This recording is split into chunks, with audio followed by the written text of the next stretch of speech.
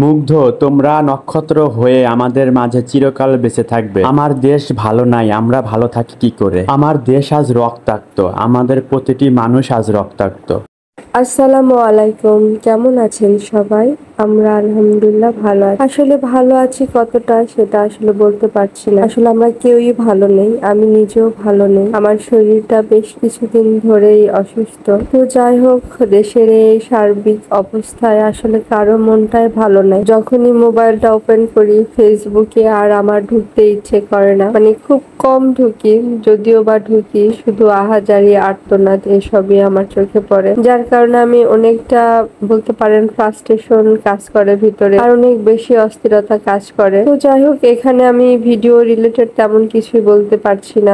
গিয়েছিলাম বিকেল বেলা একটু ভালো লাগার জন্যই বাহিরে, তো তাপসিরের কিছু রেগুলার ইউজের জন্য জামা কাপড়ের দরকার ছিল, তাই ওর জন্য কিছু জামা কিনছিলাম। তো এই জামা কেনার পর আমি তাফসিরের বাবাকে বলছিলাম আমার মানে কেন জানি না কিছু ভালো লাগছে না, অনেক বেশি অস্থির লাগছে। আসলে বেশ কিছুদিন ধরে আমার এই অস্থিরতাটা কাজ করছিল। ইভেন আমি ডক্টরের সিরিয়াল দিয়েছিলাম, আসলে ফরিদপুর আমার যাওয়ার কথা ছিল, কিন্তু দেশের এই অবস্থায় আসলে মানে যাওয়াটাও হয়ে ওঠেনি, কারণ মানে সব জায়গায় অনেক গ্যাঞ্জাম হচ্ছে। যাব ছোট বাচ্চাকে নিয়ে, মানে কেমন অবস্থা হবে, যার কারণে আর কি যেতে চেয়েও আর যাওয়া হয়ে ওঠেনি। এইদিকে মানে আমার ডাক্তার না দেখালেও নয়, এইরকম একটা সিচুয়েশন হয়ে গিয়েছে। তো এইখানে আমি মানে তাফসিরের জন্যই মূলত জামা কাপড় দেখছিলাম। তো দেখার এক পর্যায়ে এসে আমি ওর বাবাকে বারবার বলছিলাম যে আমার কেন জানি না মানে ভালো লাগছে না। তো ওর বাবা যদিও বা বলছিল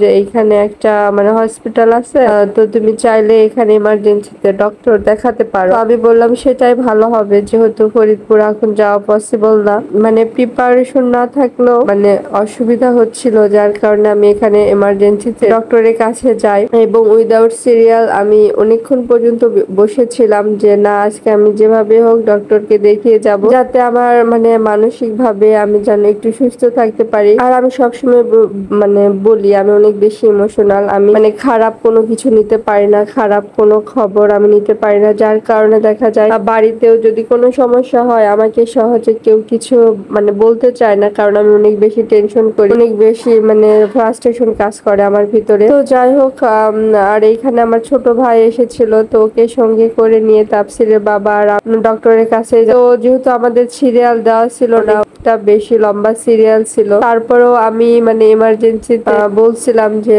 আসলে আমার সিরিয়াল দেওয়া ছিল না, তো ডক্টর দেখানো যাবে না। ওনারা বললো যেহেতু অনেক বেশি সিরিয়াল, আপনারা সিরিয়াল শেষে দেখেন। তো যাই হোক, এখানে আমি ইসিজি করি, করার পর ডক্টরকে দেখাই। তো ডক্টর বললো আলহামদুলিল্লাহ আপনার সবকিছু ঠিক আছে, কিন্তু আপনি অনেক বেশি মানে টেনশন কাজ করে আপনার ভিতরে, যার কারণে আর কি আপনার মানে অনেক বেশি অস্থিরতা কাজ করে, আর কিছুই না।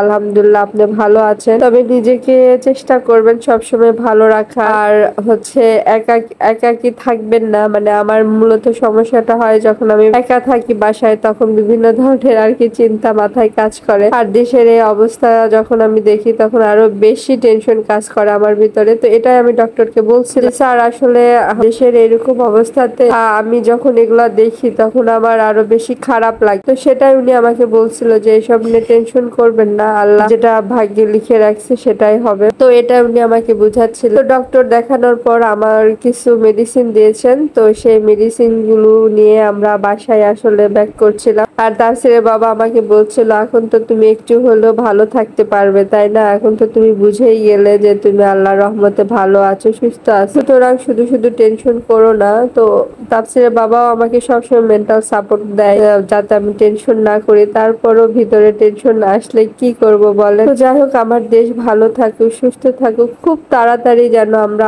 আমাদের স্বাধীন দেশটাকে মানে ফিরে পাই। আমার সে বারবার মুগ্ধ ভাইয়ের কথায় মনে হচ্ছিল যে কারো পানি লাগবে ভাই, কারো পানি লাগবে। তো যাই হোক, এই কথাটা সারা জীবন হয়তো কানে বাজবে। মুগ্ধ ভাই সহ আরো যত নিষ্পাপ ছাত্ররা বাচ্চারা প্রাণ দিয়েছে এই কোটা আন্দোলনে, আল্লাহ সবাইকে বেহেশত নসিব করুক, আর আল্লাহ সেই সব মা বাবাদের অনেক ধৈর্য দান করুক। তো আর এখানে আসার পর বাবা ছেলে এই তো এশার নামাজ আদায় করছে। আমার লক্ষ্মী সোনা বাবা তার বাবার সাথে নামাজ পড়ছে। আসুন আমরা সবাই মিলে আমাদের এই সোনার বাংলাদেশটার জন্য আল্লাহর কাছে দোয়া করি। আজকের ভিডিওটা খুবই ছোট, এখানে শেষ করছি। আসলে ভিডিও দেওয়ার এরকম কোনো ইচ্ছা ছিল না, তারপরেও একটু আপনাদের সাথে শেয়ার করলাম। সবাই ভালো থাকবেন, সুস্থ থাকবেন। থ্যাংকস ফর ওয়াচিং এন্ড আসসালামু আলাইকুম।